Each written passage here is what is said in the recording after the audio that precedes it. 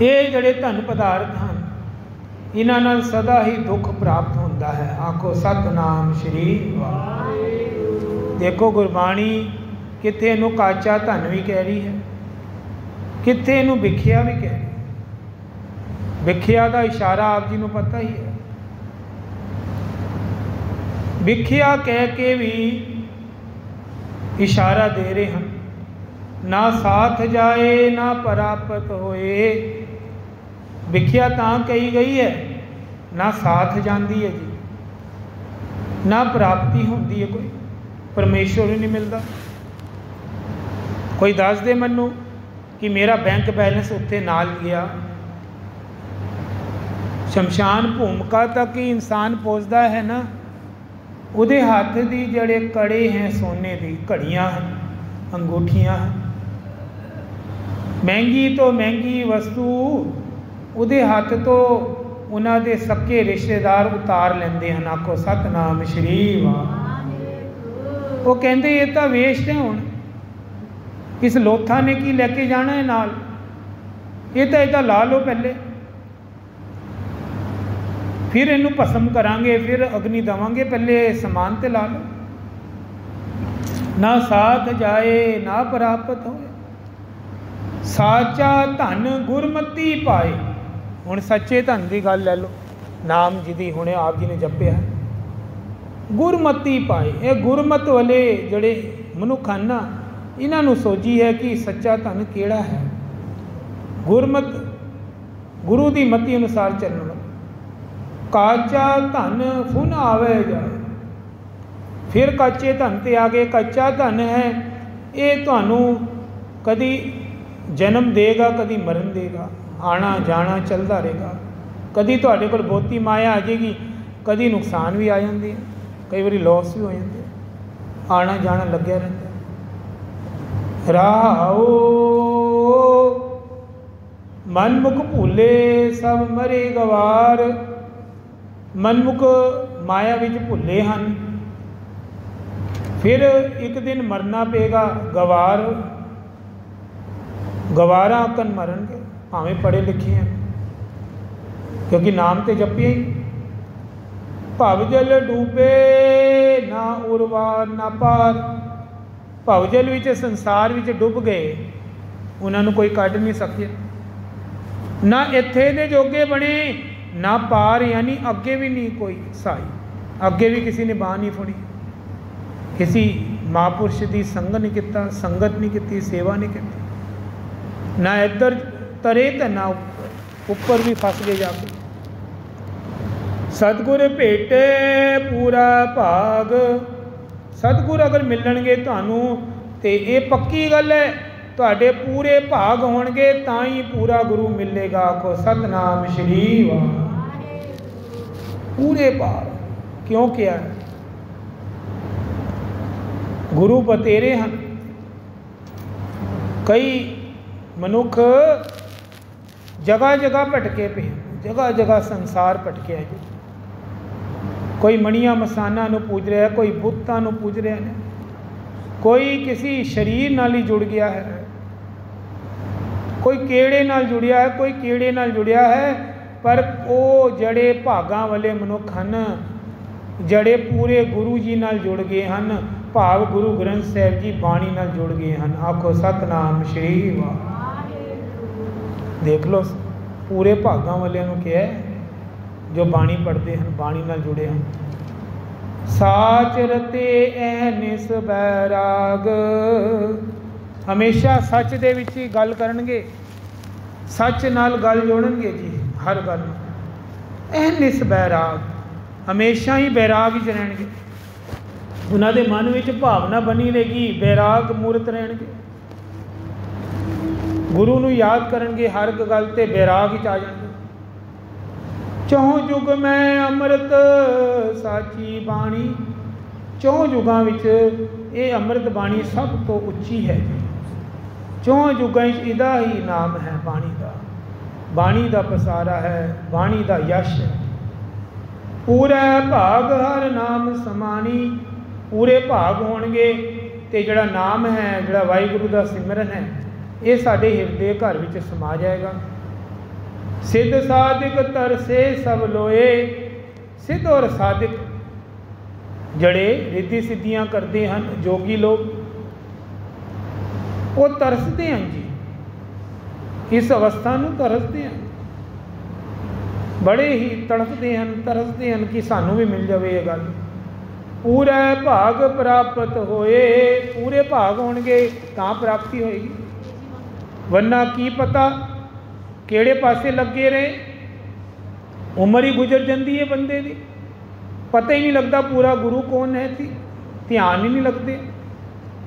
सब कुछ साचा साचा है सोए, सब कुछ सच्चा है।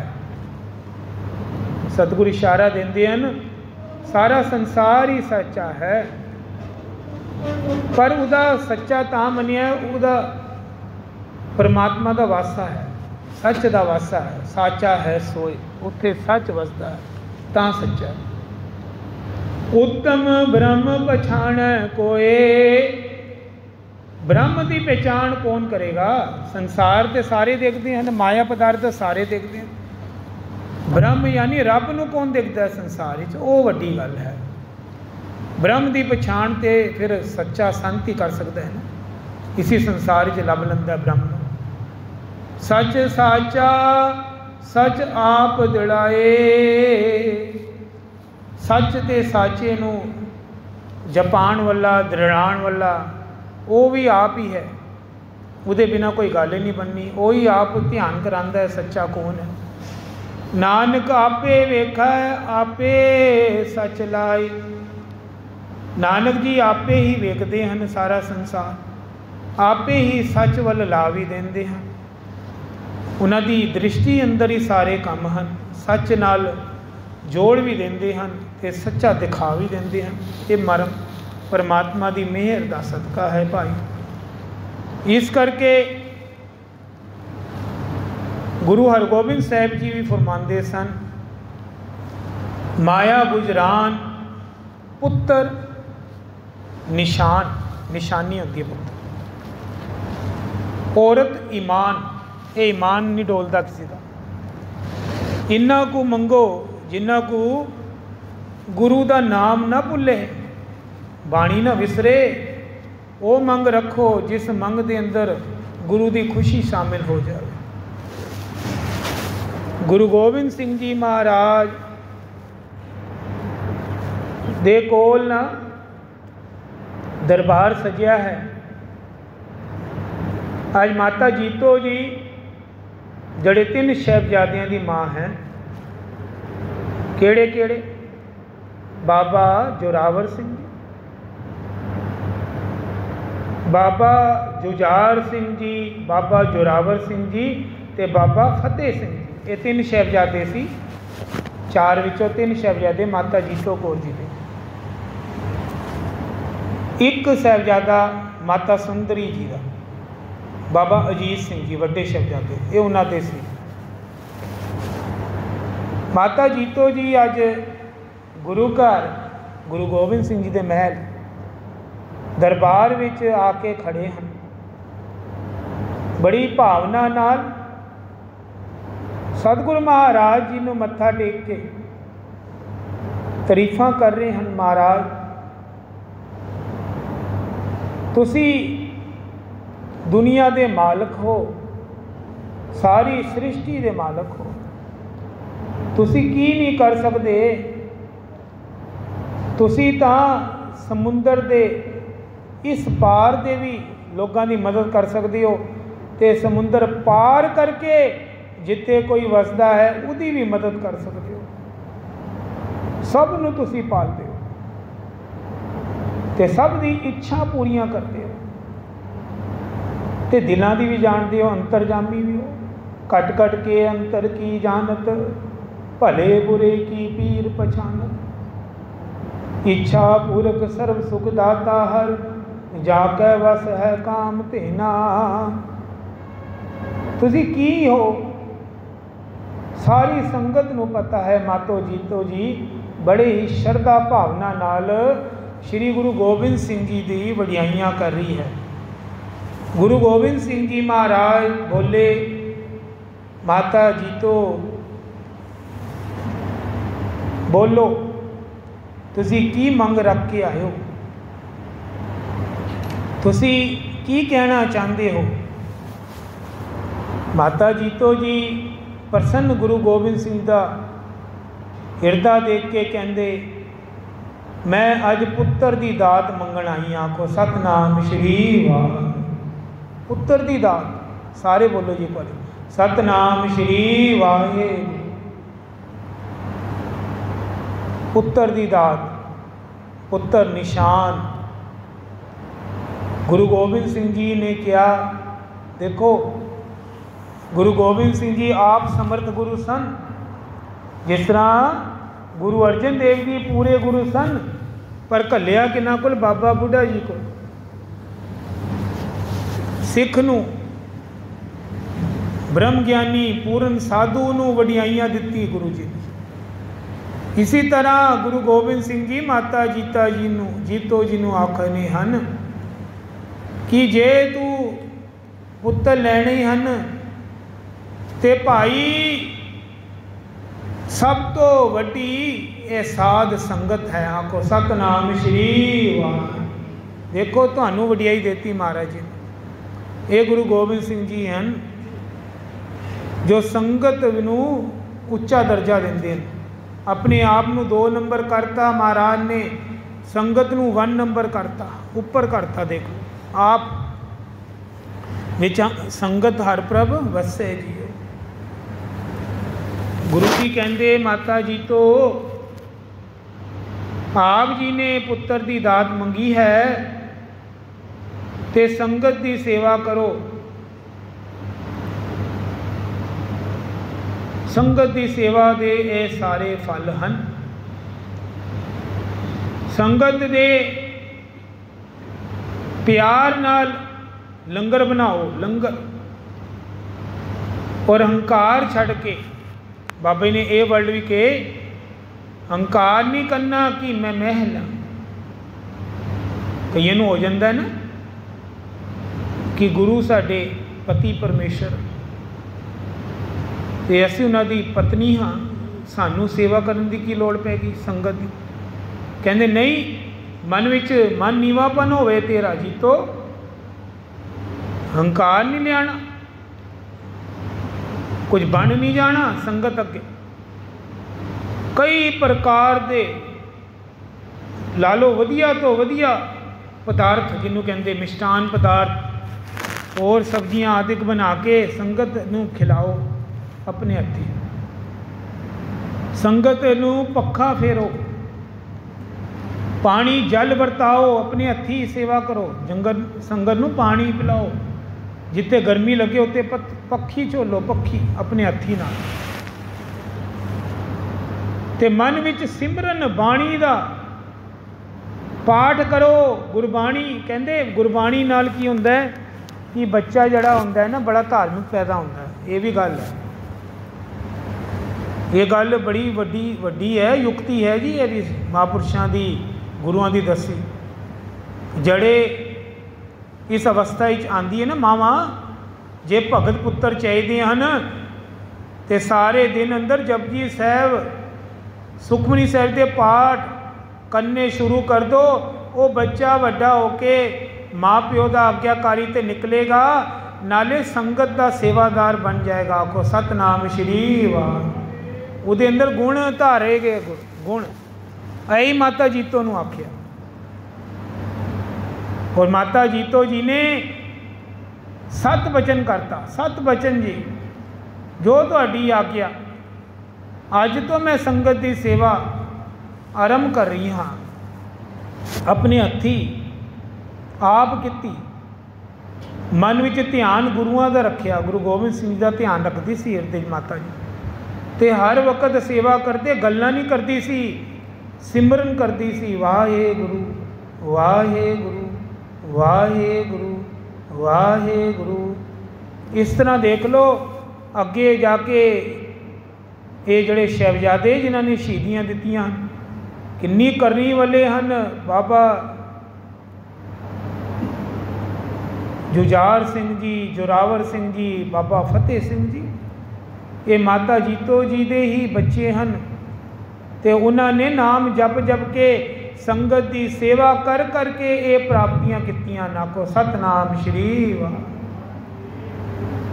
ਜੇ ਚਾਹੁੰਦੇ ਹੋ ਘਰ ਸੁਖੀ ਹੋਵੇ, ਬੱਚੇ ਦੀ ਰੌਣਕ ਲੱਗੀ ਰਹੇ, ਬੱਚੇ ਨਾਲ ਪ੍ਰੇਮ ਪੈ ਜਾਵੇ, ਤਾਂ ਫਿਰ ਇਹ ਯੁਕਤੀ ਅਪਣਾ ਲਓ ਮਾਤਾ ਜੀਤੋ ਜੀ ਕੋਲ, ਜੀਤੋ ਕੌਰ ਵਾਲੀ। ਬਾਬਾ ਆਦਮ ਜੀ ਨੂੰ ਇਹੀ ਉਪਦੇਸ਼ ਹੋਇਆ ਸੀ, ਸੇਮ ਟੂ ਸੇਮ। ਬਾਬਾ ਆਦਮ ਜੀ ਵੱਡੀ ਸਿਆਣੀ ਉਮਰ ਦੇ ਹੋ ਗਏ ਸੀ, ਨਾਲ ਉਹਨਾਂ ਦੀ ਪਤਨੀ ਸੀ, ਪਰ ਘਰ ਵਿੱਚ ਔਲਾਦ ਨਹੀਂ ਹੁੰਦੀ ਸੀ, ਪੁੱਤਰ ਨਹੀਂ ਹੁੰਦਾ ਸੀ। ਜਗ੍ਹਾ ਜਗ੍ਹਾ ਭਟਕਦੇ ਸੀ। ਇੱਕ ਸਿੱਖ ਦਾ ਮੇਲ ਹੋ ਗਿਆ ਗੁਰਸਿੱਖ ਦਾ, ਕਹਿੰਦੇ ਤੈਨੂੰ ਪੁੱਤਰ ਚਾਹੀਦਾ ਹੈ, ਕਪੁੱਤਰ ਚਾਹੀਦਾ ਜਾਂ ਸਪੁੱਤਰ ਚਾਹੀਦਾ। ਹੈਰਾਨ ਹੋ ਗਏ ਬਾਬਾ ਆਦਮ ਜੀ, ਕਹਿੰਦੇ ਪੁੱਤਰ ਕੀ ਹੁੰਦੇ? ਕਹਿੰਦੇ ਪੁੱਤਰ ਜਿਹੜੇ ਦੁਨਿਆਵੀ ਗੱਲਾਂ ਕਰਦੇ ਹਨ ਉਹ ਪੁੱਤਰ, ਕਪੁੱਤਰ ਜਿਹੜੇ ਘਰ ਦੇ ਅੰਦਰ ਰੋਲਾ ਰੱਪਾ ਪਾਈ ਰੱਖਦੇ ਹਨ, ਮਾਂ ਪਿਓ ਦਾ ਆਦਰ ਨਹੀਂ ਕਰਦੇ, ਝਗੜਾ ਪਾ ਦਿੰਦੇ, ਉਹ ਕਪੁੱਤਰ ਨੇ। ਤੇ ਸਪੁੱਤਰ ਉਹ ਹੁੰਦੇ ਨੇ ਜਿਹੜੇ ਮਾਂ ਪਿਓ ਦਾ ਤੇ ਆਗਿਆਕਾਰੀ ਹੋਣਗੇ ਨਾਲ ਸਿੱਖੀ ਧਰਮ ਦੇ ਵੀ ਅਨੁਯਾਈ ਹੋਣਗੇ, ਗੁਰਬਾਣੀ ਤੇ ਸੰਗਤ ਦੀ ਸੇਵਾ ਕਰਨਗੇ। ਆਖੋ ਸਤਨਾਮ ਸ਼੍ਰੀ ਵਾਹਿਗੁਰੂ। ਇਹ ਸਪੁੱਤਰ ਚਾਹੁੰਦੇ ਹੋ ਬਾਬਾ ਆਦਮ ਤੇ ਗੁਰੂ ਅਰਜਨ ਦੇਵ ਜੀ, ਪੰਜਵੇਂ ਗੁਰੂ ਨਾਨਕ ਕੋਲ ਚਲਾ ਜਾ, ਗੁਰੂ ਰਾਮਦਾਸ ਜੀ ਕੋਲ ਚਲਾ ਜਾ, ਅੰਮ੍ਰਿਤਸਰ। ਚੌਥੇ ਪਾਤਸ਼ਾਹ ਗੁਰੂ ਰਾਮਦਾਸ ਜੀ, ਜਿੱਥੇ ਸੰਗਤ ਦਾ ਇਕੱਠ ਹੁੰਦਾ ਹੈ, ਬਾਣੀ ਪੜ੍ਹੀ ਜਾਂਦੀ ਹੈ, ਉੱਥੇ ਜਾ ਕੇ ਮਨ ਨੀਵਾ ਕਰਕੇ ਸੇਵਾ ਕਰ ਜਾ, ਤੇਰੇ ਘਰ ਸਪੁੱਤਰ ਹੀ ਹੋਏਗਾ। ਉੱਥੇ ਫਿਰ ਗਏ ਸੀ ਬਾਬਾ ਆਦਮ ਜੀ, ਆਪ ਜੀ ਨੂੰ ਪਤਾ ਹੈ, ਲੰਗਰ ਦੀ ਸੇਵਾ ਕੀਤੀ, ਲੱਕੜੀਆਂ ਕੱਟੀਆਂ, ਸੰਗਤ ਦੀ ਦਿਨ ਰਾਤ ਸੇਵਾ ਕੀਤੀ, ਮਨ ਧੋ ਲਿਆ ਉਹਨਾਂ ਨੇ। ਕਾਬੁਲ ਤੋਂ ਦੂਰੋਂ ਦਰਾਂਡੇ ਤੋਂ ਸੰਗਤ ਆਉਂਦੀ ਸੀ, ਰਾਤ ਨੂੰ ਠੰਡ ਲੱਗੀ, ਸਰਦੀ ਦਾ ਮੌਸਮ ਸੀ, ਤੇ ਬਾਬਾ ਆਦਮ ਜੀ ਨੇ ਜਿਹੜੀ ਲੱਕੜੀ ਲਿਆਂਦੇ ਸੀ ਜੰਗਲ ਤੋਂ ਲੰਗਰ ਦੀ, ਆਪਣੇ ਘਰ ਵਿੱਚ ਵੀ ਰੱਖੀ ਸੀ। ਉਹ ਸਾਰੀ ਦਰਵਾਜ਼ੇ ਖਿੜਕੀਆਂ ਸਮੇਤ ਘਰ ਦੀ ਚੌਖਾਠਾਂ ਲਾ ਕੇ ਜਿੰਨੀ ਲੱਕੜੀ ਸੀ, ਸੁੱਕੀ ਲੱਕੜੀ ਸਾਰੀ ਗੁਰੂ ਸੰਗਤ ਦੀ ਸੇਵਾ ਤੇ ਲਾਤੀ। ਆਖੋ ਸਤਨਾਮ ਸ਼੍ਰੀ ਵਾਹਿਗੁਰੂ। ਔਰ ਗੁਰੂ ਰਾਮਦਾਸ ਜੀ ਨੇ ਕਿਹਾ ਸੀ, ਬਾਬਾ ਆਦਮ ਤੇਰੀ ਸੇਵਾ ਬਹੁਤ ਹੈ, ਤੈਨੂੰ ਵਰ ਦੇਣਾ ਚਾਹੁੰਦੇ ਹਾਂ। ਅੱਗੋਂ ਬਾਬਾ ਆਦਮ ਨੇ ਜਦੋਂ ਪਤਨੀ ਨੇ ਰਲ ਕੇ ਵਰ ਮੰਗਿਆ ਪੁੱਤਰ ਰਸਦਾ, ਤੇ ਕਿਹਾ ਕਿ ਤੁਹਾਡੀ ਤੇ ਜਨਮਾਂ ਵਿੱਚ ਕੀ 7 ਜਨਮ ਪੁੱਤਰ ਨਹੀਂ ਲਿਖਿਆ, ਇਹ ਕਿਹੜੀ ਮੰਗ ਲਈ, ਕਿਹੜੀ ਮੰਗ ਲਈ ਤੁਸੀਂ? ਪਰ ਤੁਹਾਡੀ ਸੇਵਾ ਬਹੁਤ ਹੈ, ਹੁਣ ਤੇ ਵਰ ਦੇਣਾ ਹੀ ਪਏਗਾ। ਸਤਿਗੁਰੂ ਮਹਾਰਾਜ ਜੀ ਨੇ ਆਪਣੇ ਘਰ ਦੇ ਪੁੱਤਰ ਨੂੰ ਦਿੱਤਾ ਸੀ, ਕਹਿੰਦੇ ਕਰਮ ਤੇ ਨਹੀਂ ਹੈ, ਪਰ ਹਾਂ ਮੇਰੇ ਘਰ ਇੱਕ ਭਗਤ ਪੁੱਤਰ ਨਿਆਣਾ ਸੀ, ਭਗਤੂ। ਉਹ ਜਿਹੜਾ ਭਗਤੂ ਪੁੱਤਰ ਹੈ, ਉਹਦਾ ਨਾਮ ਵੀ ਭਗਤੂ ਰੱਖਣਾ, ਭਾਈ ਭਗਤੂ ਜੀ। ਉਹ ਬਾਬਾ ਆਦਮ ਹੁਣ ਤੁਹਾਡੇ ਘਰ ਵਿੱਚ ਪੈਦਾ ਹੋਣਗੇ। ਆਖੋ ਸਤਨਾਮ ਸ਼੍ਰੀ ਵਾਹਿਗੁਰੂ। ਉਸ ਵੇਲੇ ਬਾਬਾ ਆਦਮ ਜੀ ਦੀ ਪਤਨੀ ਨੇ ਵੀ ਕੁੱਖ ਦੇ ਅੰਦਰ ਭਗਤੂ ਜੀ ਸਨ, ਪਰ ਭਗਤੀ ਇੰਨੀ ਸੀ, ਦਿਨ ਰਾਤ ਨਾਮ ਜਪੇ ਸਨ। ਭਗਤ ਪੁੱਤਰ ਤਾਂ ਪੈਦਾ ਹੁੰਦੇ ਹਨ। ਗੁਰੂ ਤੇਗ ਬਹਾਦਰ ਜੀ ਮਾਤਾ ਗੁਜਰੀ ਜੀ ਨੂੰ ਆਖਿਆ, ਕਹਿੰਦੇ ਗੁਜਰੀ ਜੀ ਕਹਿੰਦੇ ਮੈਨੂੰ ਐਸਾ ਬਲਵਾਨ ਪੁੱਤਰ ਚਾਹੀਦਾ ਹੈ, ਬਲਵਾਨ, ਸ਼ਕਤੀਸ਼ਾਲੀ, ਚੜ੍ਹਦੀ ਕਲਾ ਵਾਲਾ, ਧਾਰਮਿਕ, ਨਾਮੀ, ਭਗਤੀ ਭਾਵ ਵਾਲਾ, ਪਰਉਪਕਾਰੀ ਹਿਰਦਾ, ਦਾਨੀ ਬੰਦਾ। ਇੰਨੇ ਗੁਣ ਮੰਗੇ ਸੀ ਮਾਤਾ ਗੁਜਰੀ ਜੀ ਨੇ, ਜੋ ਗੁਰੂ ਗੋਬਿੰਦ ਸਿੰਘ ਜੀ ਵਾਸਤੇ ਮੰਗੇ ਸੀ। ਕਹਿੰਦੇ ਮੈਨੂੰ ਦਿਓ। ਗੁਰੂ ਤੇਗ ਬਹਾਦਰ ਜੀ ਕਹਿੰਦੇ ਜੇ ਐਸਾ ਪੁੱਤਰ ਚਾਹੀਦਾ ਹੈ ਨਾ, ਜੇ ਫਿਰ ਤੈਨੂੰ ਦਿਨ ਰਾਤ ਨਾਮ ਜਪਣਾ ਪਏਗਾ, ਪਾਠ ਸੁਣਨੇ ਪੈਣਗੇ, ਕਰ ਲੇਂਗੀ? ਕਹਿੰਦੇ ਮਹਾਰਾਜ ਕਿਉਂ ਨਹੀਂ ਕਰਾਂਗੇ, ਆਪ ਹੁਕਮ ਤੇ ਕਰੋ। ਕਹਿੰਦੇ ਹਨ ਅਖੰਡ ਸਹਿਜ ਪਾਠ ਖੋਲ੍ਹਿਆ ਗਿਆ ਸੀ, ਸਹਿਜ ਖੁੱਲ੍ਹਾ ਪਾਠ। ਮਾਤਾ ਜੀ ਵਾਸਤੇ ਦੱਸਾਂ ਕਿਹਨਾਂ ਨੇ ਪਾਠ ਕੀਤੇ? ਪਾਠੀ ਸਿੰਘ ਕਿਹੜੇ ਸੀ? ਭਾਈ ਸਤੀ ਦਾਸ ਜੀ, ਭਾਈ ਮਤੀ ਦਾਸ ਜੀ, ਭਾਈ ਦਿਆਲਾ ਜੀ, ਭਾਈ ਗੁਰਦਿੱਤਾ ਜੀ। ਗੁਰਦਿੱਤਾ ਜੀ ਵੀ ਸਨ। ਸੋਚੋ ਕਿੰਨੇ ਭਾਗਾਂ ਵਾਲੇ ਮਾਤਾ ਜੀ।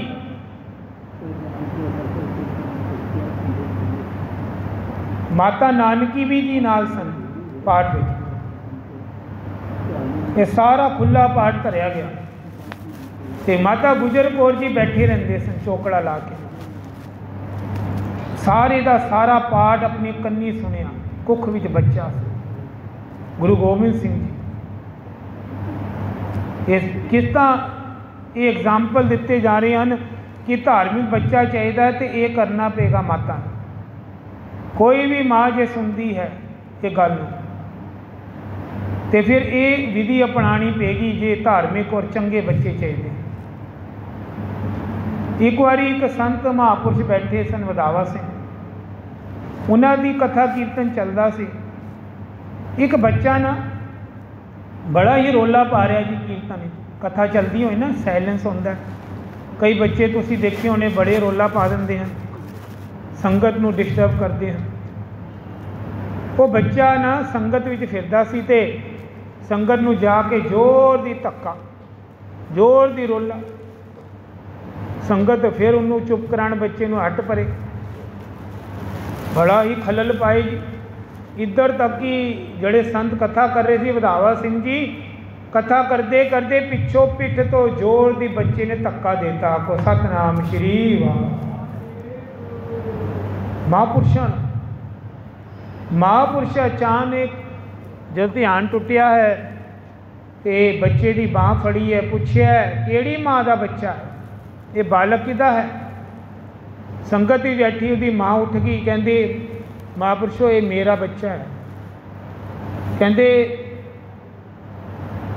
ਇਹ ਇੰਨਾ ਖਲਲ ਕਿਉਂ ਪਾਉਂਦਾ ਹੈ, ਸੰਗਤ ਨੂੰ ਕਿਉਂ ਤੰਗ ਕਰਦਾ ਹੈ? ਮਾਤਾ ਰੋ ਪਈ ਹੱਥ ਜੋੜ ਕੇ, ਮਹਾਂਪੁਰਸ਼ੋ ਇਹ ਅੱਧੇ ਘੰਟੇ 'ਚ ਇੰਨਾ ਕੁਛ ਕਰ ਗਿਆ ਤੇ ਸੋਚੋ 24 ਘੰਟੇ ਇਹ ਮੈਨੂੰ ਦੁਖੀ ਕਰਕੇ ਰੱਖਿਆ ਇਹਨੇ। ਆਖੋ ਸਤਨਾਮ ਸ਼੍ਰੀ ਵਾਹਿਗੁਰੂ। ਘਰ ਦੇ ਅੰਦਰ ਮੈਨੂੰ ਕਿੰਨਾ ਤੰਗ ਕਰਦਾ ਹੋਏਗਾ ਸੋਚੋ, ਜੋ ਸੰਗਤ ਹੀ ਨਹੀਂ ਟਿਕਦਾ। ਮਹਾਂਪੁਰਸ਼ ਸਮਝ ਗਏ ਮਾਂ ਦੀ ਗੱਲ। ਕਹਿੰਦੇ ਦਾਤ ਕਿੱਧਰੋਂ ਮੰਗੀ ਸੀ ਆ, ਸੱਚੀ ਦੱਸੀ ਮੈਨੂੰ। ਸੱਚ ਦੱਸਦੇ ਅੱਜ ਸੰਗਤ ਇਹ ਕਿੱਥੋਂ ਲਿਆਈ ਹੈ ਪੁੱਤਰ? ਕਹਿੰਦੇ ਮੈਂ ਸੱਚੀ ਦੱਸਾਂ ਮਹਾਂਪੁਰਸ਼ੋ। ਕਹਿੰਦੇ ਮੈਨੂੰ ਪੁੱਤਰ ਨਹੀਂ ਹੁੰਦਾ ਸੀ। ਪੁੱਤਰ ਮੈਨੂੰ ਕਿਸੇ ਨੇ ਗਲਤ ਗਾਈਡਨੈਸ ਦੇ ਦਿੱਤੀ, ਗਲਤ ਰਸਤੇ ਤੋਰਤਾ। ਮੈਂ ਮਣੀਆਂ ਮਸਾਨਾ ਤੇ ਜਾ ਕੇ ਮੱਥਾ ਟੇਕਣ ਲੱਗ ਗਈ। ਆਖੋ ਸਤਨਾਮ ਸ਼੍ਰੀ ਵਾਹਿਗੁਰੂ। ਉੱਥੇ ਜਾ ਕੇ ਸ਼ਮਸ਼ਾਨਾਂ ਤੇ ਬਹਿ ਜਾਣਾ, ਤੰਤਰ ਵਿਦਿਆ ਨਾਲ ਬੱਚੇ ਦੀ ਮੰਗਣੀ ਤੇ ਕਹਿੰਦੇ ਅੱਜ ਫਿਰ ਇਹ ਬੱਚਾ ਪੈਦਾ ਹੋ ਗਿਆ ਘਰ। ਮਹਾਂਪੁਰਸ਼ ਪੂਰਨ ਸਨ। ਮਹਾਂਪੁਰਸ਼ ਕਹਿੰਦੇ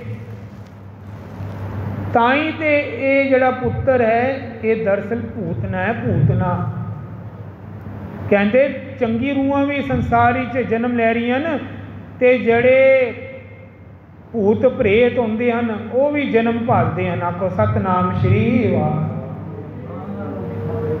ਜਿਹੜੇ ਚੰਗੀ ਰੂਹਾਂ ਹੈ ਉਹ ਤਾਂ ਮਹਾਂਪੁਰਸ਼ਾਂ ਕੋਲ ਮੱਥੇ ਟੇਕਣ ਆਉਂਦੀਆਂ ਹਨ, ਜਨਮ ਮੰਗਦੀਆਂ ਕਿ ਮਹਾਂਪੁਰਸ਼ੋ ਸਾਨੂੰ ਕੋਈ ਐਸੀ ਧਾਰਮਿਕ ਮਾਂ ਦੱਸੋ ਜਿਹਦੇ ਅੰਦਰ ਅਸੀਂ ਜਨਮ ਲੈ ਕੇ ਨਾਮ ਜਪੀਏ, ਸੇਵਾ ਕਰੀਏ ਤੇ ਜਿਹੜੇ ਇੱਧਰ ਉੱਧਰ ਭਟਕੇ ਹਨ ਤੰਤਰ ਵਿਦਿਆ ਨਾਲ, ਭੂਤ ਪ੍ਰੇਤਾਂ ਨੂੰ ਆਪਣੇ ਘਰ ਵਿੱਚ ਜਨਮ ਦਿਲਵਾ ਦਿੰਦੇ ਹਨ, ਉਹ ਵੀ ਬੈਠੇ। ਇੱਕ ਮਾਂ ਆਈ ਸੀ ਮਹਾਂਪੁਰਸ਼ਾਂ ਕੋਲ, ਕਈ ਸਾਲ ਹੋ ਗਏ ਅਰਦਾਸ ਕਰਦੀ ਮੇਰੇ ਘਰ ਔਲਾਦ ਨਹੀਂ ਹੁੰਦੀ, ਪੁੱਤਰ ਨਹੀਂ ਹੁੰਦਾ। ਮਹਾਂਪੁਰਸ਼ ਨਹੀਂ ਬੋਲੇ। 2 ਸਾਲ ਬਾਅਦ ਮਹਾਂਪੁਰਸ਼ਾਂ ਨੇ ਉਹਦੇ ਵੱਲ ਧਿਆਨ ਕਰਕੇ ਕਿਹਾ ਜਾ ਤੇਰੇ ਘਰ ਪੁੱਤਰ ਹੋਏਗਾ। ਉਹ ਮਾਂ ਨੇ ਪ੍ਰਸ਼ਨ ਕੀਤਾ ਮਹਾਂਪੁਰਸ਼ੋ 2 ਸਾਲ ਤੋਂ ਮੰਗ ਕਰ ਰਹੀ ਹਾਂ, ਅੱਜ ਕਿਉਂ? ਮਹਾਂਪੁਰਸ਼ ਬੜੇ ਹੀ प्रेम नाल बोले, माई मैनू वो देवता वो रूह नहीं मिली सी अजे तक जड़ी भगत माँ मंगे, जिदे नाल तेरा भी भला होवे, तेरे वंश का भी भला होवे। कहंदे वो रूह नहीं मेरे को अजे आई सी जड़ी मैं तेरे घर जन्म करावां। आखो सतनाम श्री पाल।